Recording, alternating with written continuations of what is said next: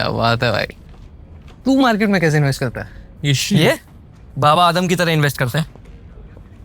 पापा आदम?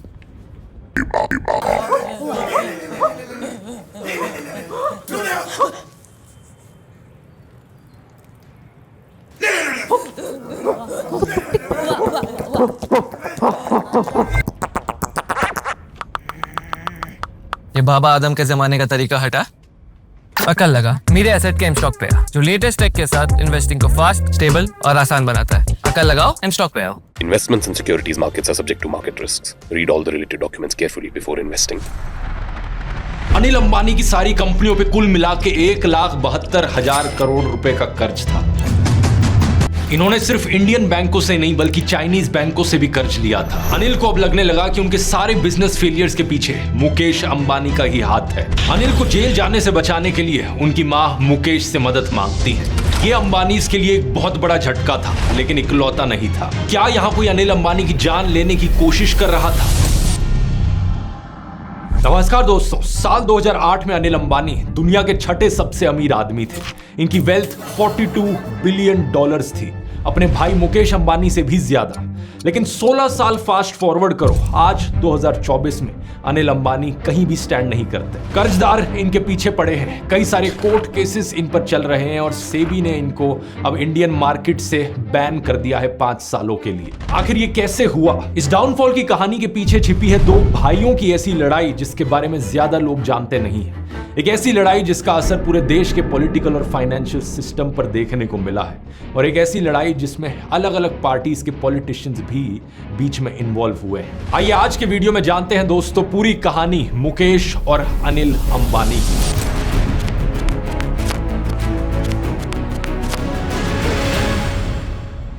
वीडियो शुरू करने से पहले कहना चाहूंगा दोस्तों कि जो भी चीज मैं आपको इस वीडियो में बताने जा रहा हूं, हो सकता है वो आपको सुनने में बहुत शॉकिंग लगे, लेकिन एक भी चीज मेरी खुद से बनाई हुई नहीं है, मेरी अपनी राय नहीं है। एक एक लाइन, एक एक क्लेम का सोर्स किसी ना किसी पुराने न्यूज आर्टिकल से है या किताब से है। आप इन सोर्सेज को रेफर करना चाहें तो ये डिस्क्रिप्शन में आपको मिल जाएंगे वीडियो। इस कहानी की शुरुआत होती है दोस्तों इन दोनों भाइयों के पिता से, धीरू भाई अंबानी। एक वक्त पर धीरू भाई अंबानी एक गैस स्टेशन के अटेंडेंट होते थे, लेकिन 1980s तक आते आते ये इंडिया के सबसे बड़े बिजनेसमैन में से एक बन गए थे। फरवरी 1986 की बात है कि इन्हें एक स्ट्रोक हो गया और इसकी वजह से इनका राइट हैंड पैरालाइज हो गया।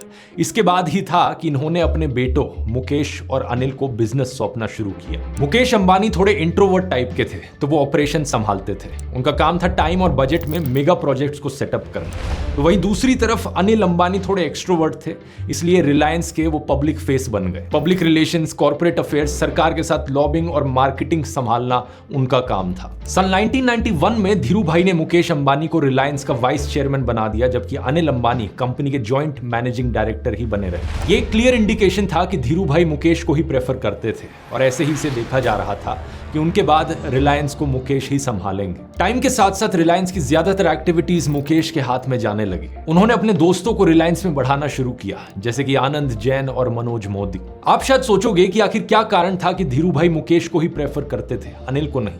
इसके पीछे कई कारण थे, इनमें से एक पारिवारिक भी था। अनिल अंबानी का टीना मुनीम से शादी करने का डिसीजन। टीना मुनीम बॉलीवुड की एक ग्लैमरस सेलिब्रिटी थी अपने समय की। ये पहले मिस इंडिया बनी थी और इनकी पहली फिल्म देश परदेश बड़ी हिट हुई थी। इन्हें साल 1980s में मॉडर्न इंडियन वुमेन की तरह देखा जाता था। इनके कपड़े उस वक्त के हिसाब से रिवीलिंग माने जाते थे और ये फेमस एक्टर राजेश खन्ना के साथ लिव इन में भी रहती थी। अनिल अंबानी की इनसे मुलाकात हुई थी एक पार्टी में। दोनों एक दूसरे को पसंद करने लगे और फैसला किया अनिल ने कि वो शादी करना चाहते हैं। लेकिन एक प्रॉब्लम थी, एक सोशल हर्डल था। बात यह थी कि अंबानी फैमिली एक कंजर्वेटिव गुजराती फैमिली थी और किसी भी हालत में वो टीना को अपनी बहू के रूप में स्वीकार करने को तैयार नहीं थे। धीरू भाई अंबानी ने इस शादी का बहुत विरोध किया, इनफैक्ट इसे तुड़वाने की पूरी कोशिश करी। Gas Wars, chronic capitalism and the Ambanis, इस किताब के पेज नंबर 41 पर देखिए क्या लिखा है। धीरू भाई अंबानी ने सरकार के भीतर अपने क्लाउड का इस्तेमाल किया और टीना पर ईडी की रेड पड़वा दी। कैरेवन मैगजीन में 2015 में लिखा गया यह आर्टिकल इस चीज को कंफर्म करता है कि टीना पर रेड पड़ी थी ईडी की। लेकिन अपने फादर के ऑब्जेक्शंस के बावजूद अनिल ने कहा कि वो टीना से ही शादी करेंगे। अनिल को यह भी पता चला कि ईडी की टीम ने टीना के साथ मिसबिहेव किया था। इसी के बाद ही अनिल ने धीरू भाई को धमकी दी कि अगर वो टीना को अपनी बहू के रूप में स्वीकार नहीं करेंगे तो वो फैमिली छोड़ देंगे। पूरा फिल्मी ड्रामा चल रहा था यहाँ पर। इसके बाद फैमिली और फ्रेंड्स ने इंटरवीन किया और धीरू भाई को शादी कराने के लिए राजी किया। फरवरी 1991 में इनकी शादी होती है और टीना मुनीम बन जाती हैं टीना अंबानी। दूसरी तरफ मुकेश की कहानी बिल्कुल उल्टी थी। मुकेश ने उस लड़की से शादी करी जो उनकी मां को पसंद थी। उनकी मां कोकिला बेन ने एक भरतनाट्यम डांस रिसाइटल में नीता दलाल को देखा और कुछ इस तरीके से शादी होती है मुकेश और नीता की। नीता दलाल नीता अंबानी बन जाती हैं और अब फैमिली में इन्हें असली बहू माना जाने लगता है, जबकि टीना को एक आउटसाइडर की तरह देखा जाता है। धीरू भाई और कोकिला बेन फैमिली के इंपॉर्टेंट डिसीजंस के लिए नीता पर डिपेंडेंट होते हैं और दूसरी तरफ टीना को कोई भी बड़ा रोल नहीं मिलता। ऊपर से साल 1994 में एक बड़ी इंटरेस्टिंग चीज होती है। संदीप टंडन जो एक IRS ऑफिसर थे जिन्होंने टीना के घर पर ईडी की रेड मारी थी, वो रिलायंस को एज अ कंसल्टेंट ज्वाइन कर लेते हैं। ऑब्वियस सी बात है, मुकेश के अप्रूवल से ये रिलायंस को ज्वाइन करते हैं और अनिल इससे बहुत चिढ़ जाते हैं। कहा जाता है कि मुकेश को ये लगता था कि सिर्फ वही रिलायंस को 21st सेंचुरी में लेकर जा सकते हैं। इसके संकेत मिलने शुरू हुए जब रिलायंस ने टेलीकॉम सेक्टर में अपनी एंट्री की। रिलायंस इन्फोकॉम नाम की एक कंपनी बनाई गई और इसमें ना अनिल और ना ही अनिल के किसी आदमी को कोई मेजर रोल दिया गया इस कंपनी में। इस रिलायंस इन्फोकॉम कंपनी की मालिक एक और कंपनी थी जिसका नाम था रिलायंस कम्युनिकेशन इंफ्रास्ट्रक्चर लिमिटेड और इस कंपनी का 50.55% शेयर मुकेश और नीता अंबानी होल्ड कर रहे थे और 45% शेयर RIL होल्ड कर रही थी। RIL रिलायंस की मेन कंपनी थी और इस मेन कंपनी के भी चेयरमैन और मैनेजिंग डायरेक्टर मुकेश अंबानी खुद थे और टॉप पोजीशंस पर बैठे थे मनोज मोदी, आनंद जैन और भरत गोयनका जैसे लोग जिन्हें मुकेश का लॉयलिस्ट माना जाता था। अनिल अंबानी को यह क्लियर साइन लगा कि मुकेश उन्हें साइडलाइन कर रहे हैं और मुकेश उनको बराबर का पार्टनर नहीं मानते हैं। इसके साथ साथ अनिल को यह भी लगता था कि जो कंपनी में उनका रोल है, पॉलिटिशियंस, ब्यूरोक्रेट्स और मीडिया को मैनेज करना, उसको अप्रिशिएट नहीं किया जा रहा था। अनिल अंबानी रिलायंस की ग्रोथ के लिए ग्लोबल फंड मैनेजर्स को भी सेट करते थे, लेकिन वो नाराज थे कि उनसे ज्यादा इंपॉर्टेंस मुकेश अंबानी अपने लॉयलिस्ट्स को दे रहे थे। धीरू भाई अंबानी के जिंदा रहते हुए भी साल 1999 तक दोनों भाइयों के बीच ये बड़ी दरार आ चुकी थी। रिलायंस ग्रुप दो अलग अलग फैक्शंस में बंटने लग गया था, एक प्रो मुकेश ग्रुप और एक प्रो अनिल ग्रुप। धीरू भाई को भी पता था कि उनके दोनों बेटों में नहीं बन रही है, लेकिन बिजनेस को डिवाइड करने की बजाय उन्होंने एक दूसरा रूट लिया। मार्च 2002 में उन्होंने अपनी रिलायंस कंपनियों का एक मेगा मर्जर अनाउंस किया। इसमें इन्होंने रिलायंस इंडिया लिमिटेड के साथ रिलायंस पेट्रोलियम को मर्ज कर दिया। यह करने के पीछे कहा जाता है कि इनकी ये सोच रही थी कि रिलायंस ग्रुप में बंटवारा अब इम्पॉसिबल हो जाएगा और दोनों भाइयों को एक साथ मिलकर काम करना ही पड़ेगा, लेकिन ऐसा होता नहीं है। 6 जुलाई साल 2002 धीरू भाई अंबानी का देहांत होता है। इसके बाद मुकेश अंबानी के पास रिलायंस का कंट्रोल आ जाता है और Anil Ambani second in command बन जाते हैं। लेकिन इसके कुछ ही महीनों बाद दोनों भाइयों के बीच में टेंशंस और बढ़ने लगती हैं। अनिल अंबानी को लगता है कि मुकेश RIL का इस्तेमाल कर रहे हैं अपने टेलीकॉम वेंचर को फाइनेंस करने के लिए और उससे खुद को और अपने दोस्तों को पर्सनल फायदा पहुंचाने के लिए। इसके अलावा नीता अंबानी का रोल भी रिलायंस इन्फोकॉम में बढ़ रहा था। वो अब रिलायंस इन्फोकॉम की एडवर्टाइजिंग और ब्रांडिंग संभाल रही थी। अनिल अंबानी को यह सब स्वीकार नहीं था। अनिल अंबानी इसका विरोध करने लगे। इसके 3 महीने बाद जुलाई 2004 में रिलायंस बोर्ड ने अनिल अंबानी की फाइनेंशियल पावर्स घटा दी और मुकेश अंबानी को फुल फाइनेंशियल पावर्स दे दी। इसके साथ साथ एक और प्रस्ताव पास हुआ कि वाइस चेयरमैन को चेयरमैन के अंडर काम करना होगा। अनिल को इससे समझ आने लगा कि मुकेश अब उनको पूरी तरीके से साइडलाइन करना चाह रहे हैं। धीरू भाई के देहांत के बाद अनिल चाहते थे कि उनकी मां कोकिला बेन रिलायंस की चेयरमैन बने, लेकिन मुकेश ने इसे यह कहकर नकार दिया कि इंटरनेशनल इन्वेस्टर्स में गलत मैसेज जाएगा। अब मुकेश अंबानी के पर्सपेक्टिव से अगर चीजों को देखा जाए तो इन पुराने आर्टिकल्स को देखिए। उन्हें यह लग रहा था कि अनिल बिजनेस के बारे में सीरियस नहीं है। इसका कारण था अनिल की समाजवादी पार्टी के मुलायम सिंह यादव और अमर सिंह के साथ नजदीकियां। मुकेश इससे काफी अनकंफर्टेबल थे। धीरू भाई अंबानी भी नेताओं के साथ नजदीकियां रखते थे, जैसे कि इंदिरा गांधी के साथ, लेकिन वो सभी नेताओं के साथ बनाकर चलते थे। किसी एक पॉलिटिशियन को ज्यादा फेवर नहीं करते थे, लेकिन अनिल अंबानी समाजवादी पार्टी से ज्यादा ही नजदीक आ रहे थे। जून 2004 में उत्तर प्रदेश से एक इंडिपेंडेंट कैंडिडेट के रूप में राज्यसभा के लिए नॉमिनेशन फाइल किया जाता है अनिल अंबानी के द्वारा और अमर सिंह और मुलायम सिंह यादव की मदद से वो जीत भी जाते हैं। इसका कारण था कि कांग्रेस की सरकार उस वक्त सेंटर में नई चुनकर आई थी और समाजवादी पार्टी उस वक्त कांग्रेस की मेन राइवल्स में से एक थी।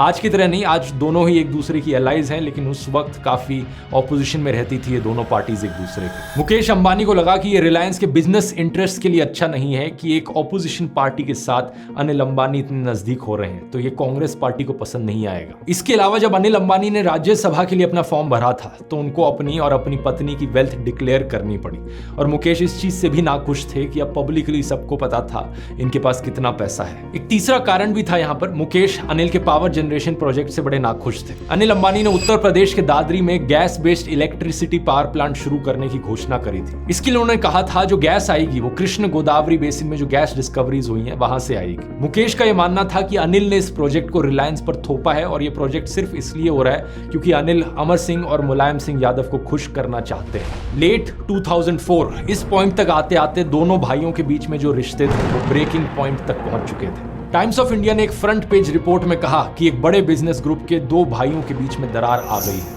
उस वक्त ज्यादातर अखबारों में हिम्मत होती थी डेयरिंग खबरें छापने की, आज की तरह नहीं जब सारे गोदी मीडिया बने बैठे हैं। लेकिन इसके बाद 18 नवंबर 2004 को दो मजेदार चीजें हुई। इस दिन CNBC TV 18 के एक बिजनेस सेमिनार में मुकेश अंबानी गए थे और वहां पर माइक्रोसॉफ्ट के CEO स्टीव बॉलमर आए हुए थे। स्टीव असल में मुकेश के दोस्त और क्लासमेट रहे थे, ये दोनों स्टैनफोर्ड बिजनेस स्कूल में साथ में पढ़ाई करते थे। अब हुआ क्या कि इन्होंने अपनी स्पीच में एक ऐसी चीज कह दी जो बड़ी ही शॉकिंग थी।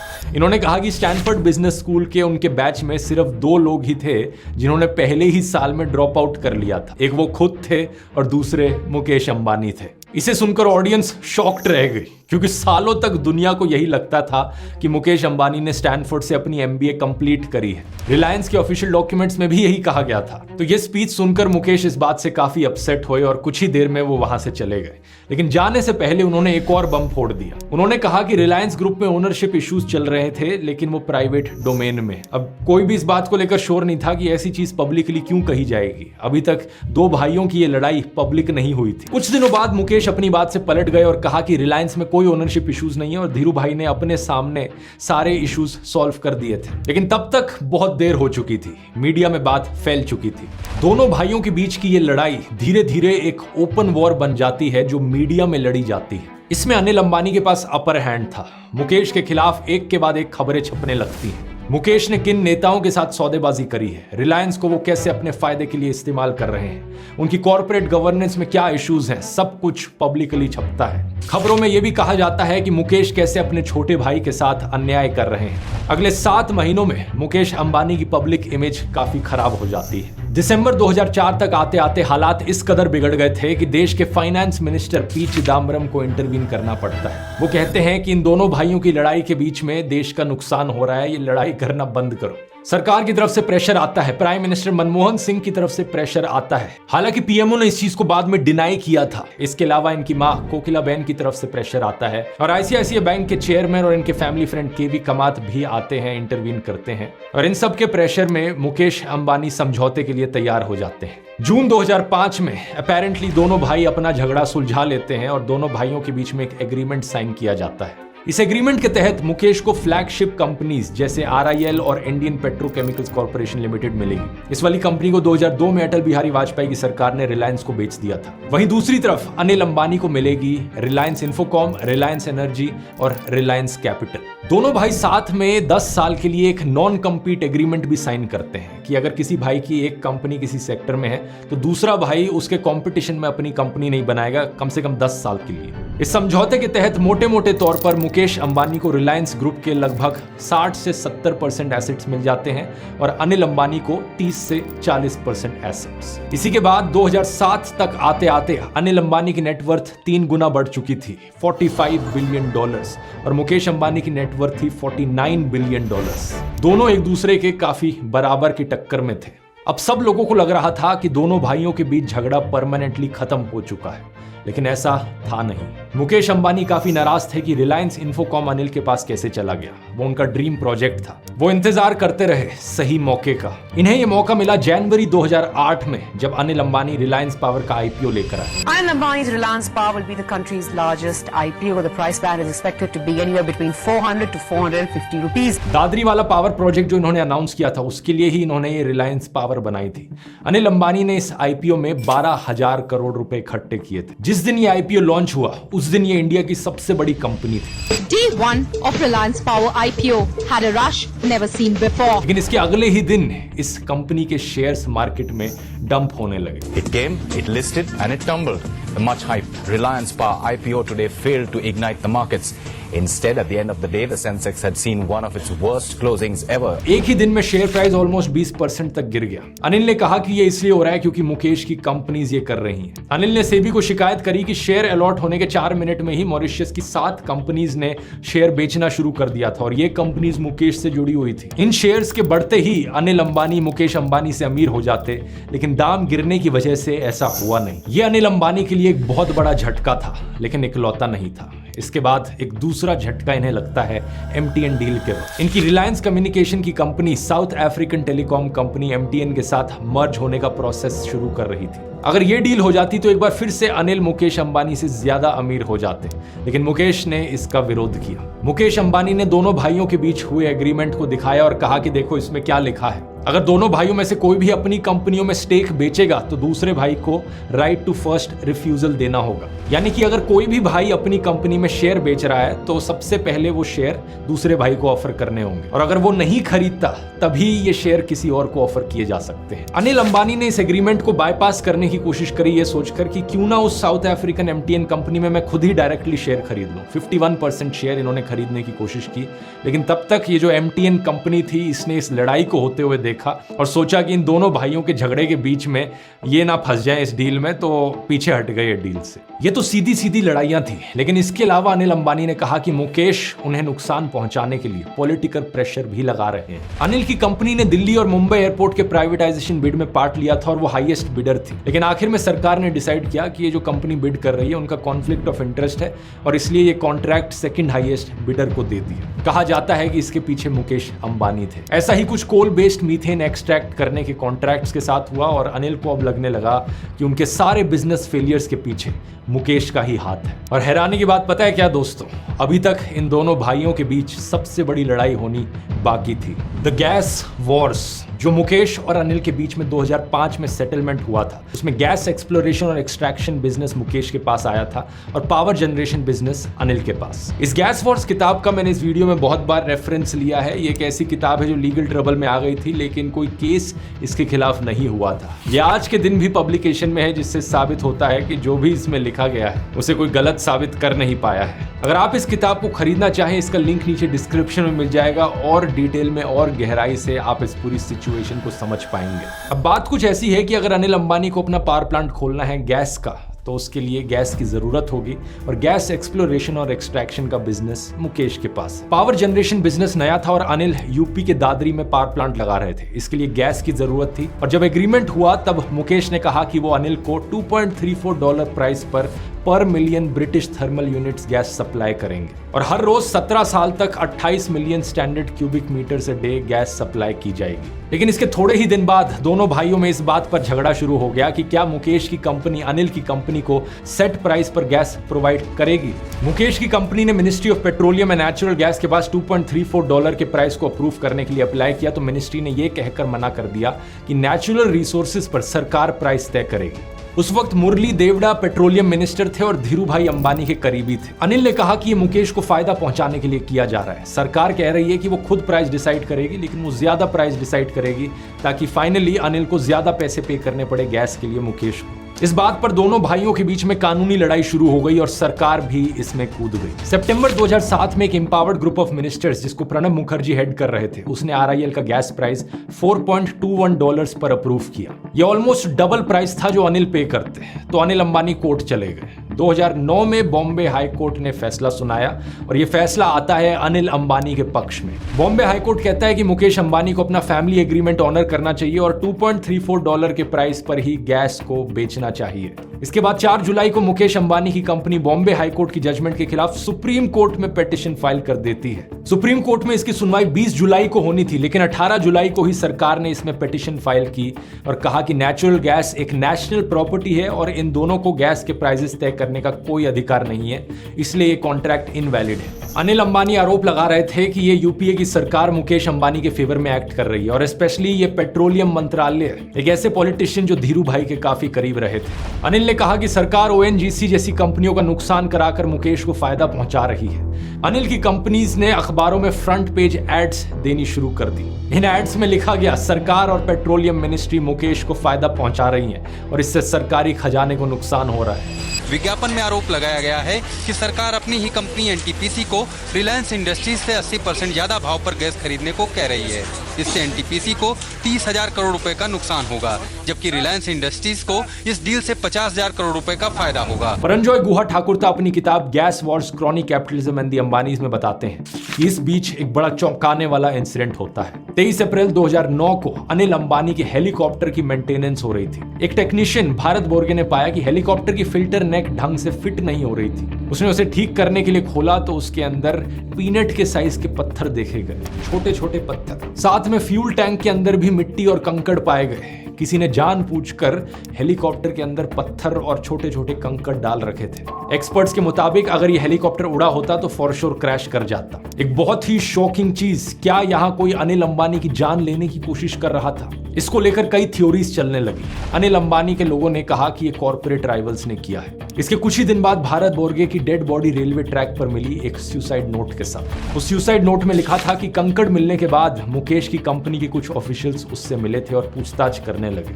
उसको कहा कि हम दोबारा आएंगे और वो इससे डर गए। हालांकि पुलिस उसके इस सुसाइड नोट से संतुष्ट नहीं थी और उन्होंने हेलीकॉप्टर में सैबोटेज और उसकी हत्या के लिए उसके कोवर्कर्स को अरेस्ट किया। लेकिन यहां भी अनिल और मुकेश के कंपनी के लोग एक दूसरे पर आरोप लगाने लगे। खैर, इस गैस वॉर पर वापस आए तो इस पर कोर्ट में सुनवाई हुई और कोर्ट ने कहा कि गैस सरकारी प्रॉपर्टी है और सरकार ही दाम तय करेगी, ना कि अंबानीज। इस जजमेंट के time Anil Ambani supreme court में थे और ये उनके लिए तीसरा बड़ा झटका था। इस जजमेंट का मतलब था मुकेश अंबानी कई हजार करोड़ और अमीर बन जाएंगे और अनिल अंबानी को कई हजार करोड़ों का नुकसान होगा। इस एक जजमेंट के बाद ना सिर्फ अनिल अंबानी की रिलायंस पावर बल्कि उनकी कई सारी और कंपनीज के शेयर मार्केट में गिर गए। इसके कुछ ही दिनों बाद दोनों भाई दोबारा मिले। 23 मई 2010 मुकेश और अनिल दोनों की कंपनियों ने एक प्रेस स्टेटमेंट जारी की और कहा कि उनकी फैमिली एग्रीमेंट जो बनाई गई थी, नॉन कम्पीट एग्रीमेंट थी, अब दोनों भाई इसे खत्म करने का फैसला ले रहे हैं। खत्म करने का मतलब था कि दोनों भाई अब सारे बिजनेसेस में जा सकते थे और एक दूसरे के खिलाफ के बिजनेसेस में भी जा सकते थे। मुकेश कोर्ट में लड़ाई जीत गए थे और अब अनिल को गैस के लिए उनकी जरूरत थी। महंगे दाम में ही सही, नॉन कम्पीट खत्म करने की वजह से उनको पावर प्लांट में कम से कम गैस तो मिल रही थी। लेकिन बाद में जो हुआ उससे लगा कि मुकेश ने नॉन कम्पीट हटवा लिया, लेकिन फिर भी अनिल के हाथ ज्यादा कुछ नहीं आया। अनिल अंबानी अपने दादरी में बनने वाले पावर प्रोजेक्ट के लिए पहले से ही प्रॉब्लम्स फेस कर रहे थे। उस प्रोजेक्ट को जमीन की जरूरत थी और 2004 में यूपी की मुलायम सिंह यादव की सरकार ने इसके लिए एक इमरजेंसी प्रोविजन का इस्तेमाल किया और अनिल अंबानी को जमीन दिलवा दी। ऐसा करते समय उन किसानों से नहीं पूछा गया जिनकी ये जमीन थी। तो इस बात के खिलाफ पूर्व प्रधानमंत्री वीपी सिंह और कांग्रेस के राज बब्बर ने विरोध किया और इलाहाबाद हाईकोर्ट में पिटीशन फाइल करी। दिसंबर 2009 में इलाहाबाद हाईकोर्ट ने अपनी जजमेंट सुनाई और ये जजमेंट किसानों के फेवर में थी। कोर्ट ने कहा कि अगर सरकार को किसानों की जमीन किसी कंपनी को इस तरीके से देनी थी तो हर एक किसान से नो ऑब्जेक्शन सर्टिफिकेट लेना जरूरी था। और अगर किसानों को अपनी जमीन वापस चाहिए तो उनको अनिल अंबानी की कंपनी से जो भी मुआवजा मिला है उसे लौटाकर अपनी जमीन वापस ले सकते हैं। इसके खिलाफ अनिल अंबानी पहले तो सुप्रीम कोर्ट में चले गए, लेकिन 2014 में कोर्ट में जाकर कहते हैं कि अब उन्हें इस प्रोजेक्ट में कोई इंटरेस्ट नहीं है। उन्होंने कहा कि इस प्रोजेक्ट के लिए गैस सप्लाई सुनिश्चित करना बहुत मुश्किल बन गया है, तो वो किसानों की जमीन लौटा देते हैं। हजारों करोड़ का नुकसान और एक और बड़ा झटका अनिल अंबानी को। लेकिन अनिल के पास अभी भी एक बड़ा बिजनेस था, टेलीकॉम का बिजनेस। बस दिक्कत ये थी कि जब बंटवारे में अनिल को टेलीकॉम बिजनेस मिला था तब अनिल को कोई आइडिया नहीं था कि ये बिजनेस कितना कॉम्पिटिटिव हो सकता है। ऊपर से इस बिजनेस में भारी पैसों की इन्वेस्टमेंट की जरूरत थी अगर सक्सेसफुल होना था तो। 2010 तक आते आते इंडियन टेलीकॉम इंडस्ट्री 2G से 3G पर शिफ्ट हो रही थी। इंटरनेट सेवाएं शुरू हो रही थी और उसके लिए टेलीकॉम इक्विपमेंट और स्पेक्ट्रम परचेज में हैवी इन्वेस्टमेंट करने की जरूरत थी। हजारों करोड़ों रुपए की जरूरत थी। अनिल ने 3G में इन्वेस्ट करना शुरू किया। इसकी वजह से उनकी कंपनी रिलायंस कम्युनिकेशन पर 30,000 करोड़ रुपए का कर्ज आ गया।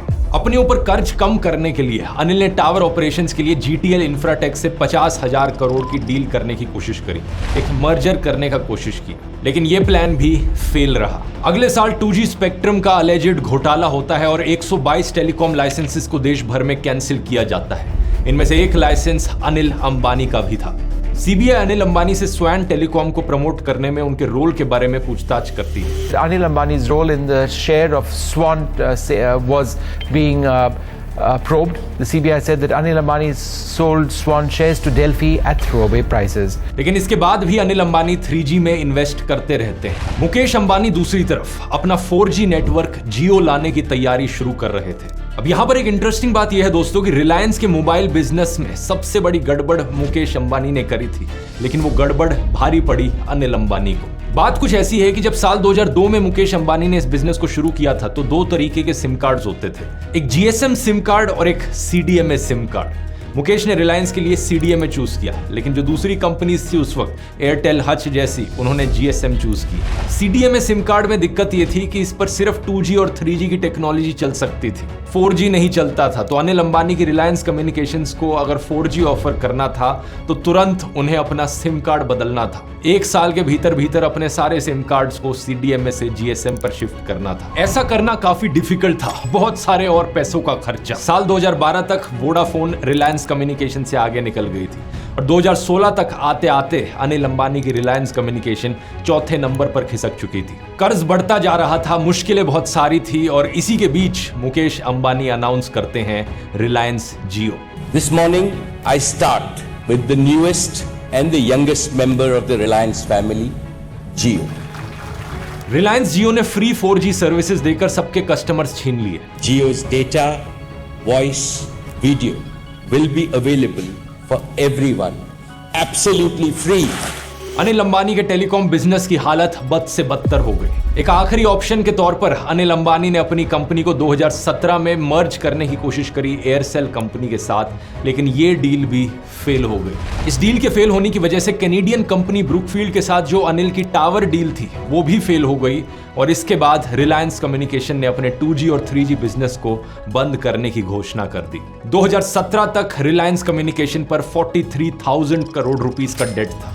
कुछ कर्ज कम करने के लिए इन्होंने अपने टावर और फाइबर बिजनेस को बेचने की कोशिश करी 30,000 करोड़ रुपए की डील में टिलमैन और TPG को, लेकिन ये डील भी फेल हो गई। जब और कोई ऑप्शन नहीं बचा तो अनिल अंबानी अपने भाई मुकेश अंबानी के पास जाते हैं। अपनी रिलायंस कम्युनिकेशन के wireless spectrum, tower, fibre, media convergence nodes सबको बेचने की कोशिश करते हैं रिलायंस जियो को, लेकिन मुकेश अंबानी ने इस कर्ज की गारंटी लेने से मना कर दिया और इस वजह से ये डील भी नहीं हो पाई।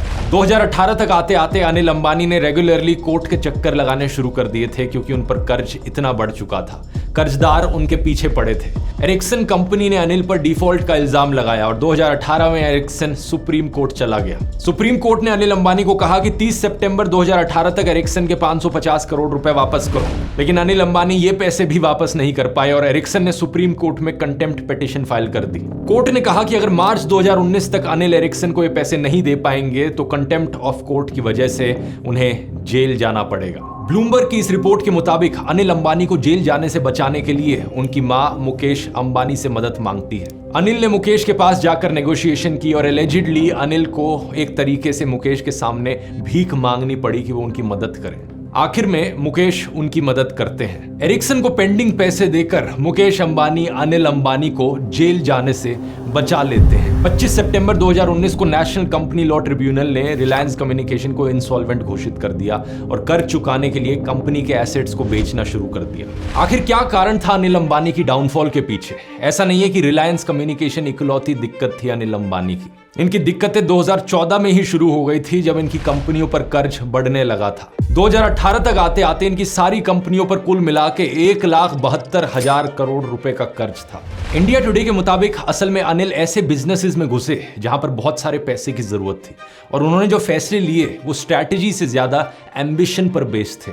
नेताओं से कनेक्शंस के दम पर पब्लिक सेक्टर बैंक्स की मदद से बड़े बड़े प्रोजेक्ट्स को फंड करना, अनिल इसमें सबसे आगे थे।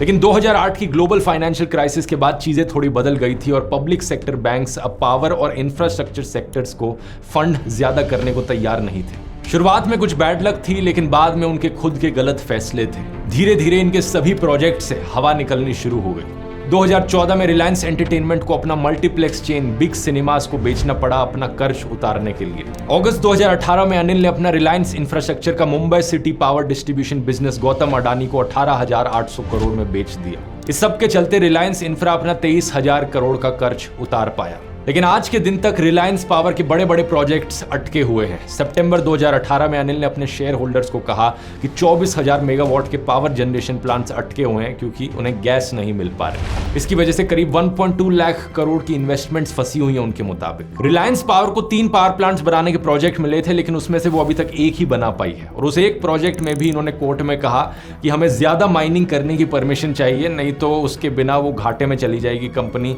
और ये प्रोजेक्ट भी बंद करना पड़ेगा। जब दोनों भाइयों के बीच में बंटवारा हुआ था, अनिल के पास जो बिजनेस आए वो बड़े ही कैश हंगरी बिजनेस थे जिनमें लगातार इनोवेशन और इन्वेस्टमेंट्स की जरूरत थी। लेकिन मुकेश के पास जो बिजनेस गए वो कोर बिजनेसेस थे, जैसे कि ऑयल एंड गैस। उन बिजनेसेस में इतनी इनोवेशन करने की जरूरत नहीं थी और एक बार इन्वेस्टमेंट कर दी तो वो काफी लॉन्ग टर्म तक चलती। अनिल के पास कोई भी ऐसा बिजनेस नहीं आया जिससे उनको लगातार कैश फ्लो मिल सके और उस पैसे का वो इस्तेमाल कर सके बाकी अपने बिजनेसेस में इन्वेस्ट करने के लिए। वो तब तक ही सक्सेसफुल रहे जब तक बैंकों से और इन्वेस्टर्स से अच्छी फंडिंग आ रही थी। लेकिन जैसे ही फंडिंग रुकी उनके ऊपर कर्ज बढ़ता चला गया। और इंटरेस्टिंग चीज पता है क्या दोस्तों, अनिल अंबानी ने सिर्फ इंडियन बैंकों से ही नहीं बल्कि चाइनीज बैंकों से भी कर्ज लिया था। 3 चाइनीज बैंक जिनको चाइना की सरकार कंट्रोल करती है, उन्होंने लंदन के हाई कोर्ट में एक लॉ सूट फाइल किया कि अनिल ने उनसे $925 मिलियन का 2012 में रिलायंस कम्युनिकेशन के लिए कर्ज लिया था। इस कर्ज की उन्होंने पर्सनल गारंटी दी थी, लेकिन अब वो हमारे पैसे नहीं लौटा पा रहे। अनिल अंबानी ने लंदन के कोर्ट में जाकर कहा कि मेरी इन्वेस्टमेंट्स की वैल्यू खत्म हो गई है और आज के समय में मेरी लायबिलिटीज देखकर मेरी नेट वर्थ एक्चुअली में 0 है। इन्होंने कोर्ट में कहा कि मेरे पास ऐसा कुछ भी नहीं बचा जिसको बेचकर मैं अपना कर्ज चुका सकूं। जज ने इस बात पर कहा कि अनिल गलत कह रहे हैं, उनके पास इससे ज्यादा एसेट्स हैं। हम ये नहीं मानते कि अंबानी फैमिली ने उनको अपने ही हाल पर छोड़ दिया होगा। इसके रिस्पॉन्स में अनिल ने कोर्ट को स्टेटमेंट दी कि वो जो एक बार मुकेश अंबानी ने मेरी मदद करी थी वो सिर्फ एक ही बार करी थी और ऐसा दोबारा नहीं होगा। फरवरी 2022 में सेबी ने अनिल अंबानी को डाइवर्जन ऑफ फंड्स के आरोप में किसी भी लिस्टेड एंटिटी से डायरेक्टर के रूप में एसोसिएट होने से बैन कर दिया। मार्च 2022 में अनिल अंबानी रिलायंस इंफ्रास्ट्रक्चर और रिलायंस पावर के बोर्ड से रिजाइन भी कर देते हैं। 23 अगस्त 2024 डाइवर्जन ऑफ फंड्स के आरोप में सेबी अनिल अंबानी को इंडियन सिक्योरिटी मार्केट से 5 साल के लिए बैन कर देती है। आज अनिल पब्लिक में दिखना बंद हो चुके हैं। ब्लूमबर्ग की रिपोर्ट के मुताबिक उनके जानने वाले कहते हैं कि अब वो रिलीजियस और स्पिरिचुअल बन गए हैं। उन्होंने मटेरियल सक्सेस को पीछे छोड़ दिया है। वो अभी भी कोशिश कर रहे हैं कि कैसे चीजों को टर्न अराउंड किया जा सके और अपनी किस्मत को बदला जा सके, लेकिन अब ये इनकी हालत देखकर इम्पॉसिबल लगता है। इस रिपोर्ट में लिखा गया है कि अनिल अंबानी को यह भी एडवाइस दी गई है कि वो अपने आप को बैंकरप्ट घोषित कर दें और अपने ऊपर कर्जों से मुक्ति पा लें। लेकिन उनको अभी भी लगता है कि अगर इस तरीके से गिव अप कर दिया तो कमबैक करने का कोई चांस नहीं रहेगा फ्यूचर में। इस वीडियो से दोस्तों आपको क्या सीख मिलती है नीचे कमेंट्स में लिखकर बताओ। मेरी राय में एक चीज बड़ी साफ है यहाँ पर, चाहे आपके पास कितना ही पैसा क्यों ना हो, चाहे आप दुनिया के सबसे अमीर आदमी ही क्यों ना हो, वो पैसा आपके लिए परिवार नहीं बना सकता। पैसा आपकी ईगो और आपके घमंड को कंट्रोल भी नहीं कर सकता। इसकी बात मैंने इस वाले वीडियो में भी करी थी। सोच कर देखो, अगर ये दोनों भाई एक दूसरे से लड़ने की जगह साथ में मिलकर रहते और काम करते तो इनकी जिंदगी कितनी अलग होती। शायद सही कहा जाता है, एक आदमी अगर दिल से गरीब हो तो दुनिया की सारी दौलत भी कम पड़ जाती है। उम्मीद है दोस्तों ये लंबा और डिटेल्ड वीडियो आपको पसंद आया होगा। अगर आप ऐसे ही और वीडियोस देखना चाहते हैं तो कमेंट्स में लिखकर बता सकते हैं और कौन से टॉपिक्स पर देखना चाहिए। एक सिमिलर वीडियो इससे पहले मैंने बनाया है टाटा फैमिली के ऊपर, जिनकी कहानी काफ़ी अलग है अंबानी फैमिली के कंपैरिजन। यहाँ क्लिक करके उस वीडियो को आप देख सकते हैं। बहुत बहुत धन्यवाद।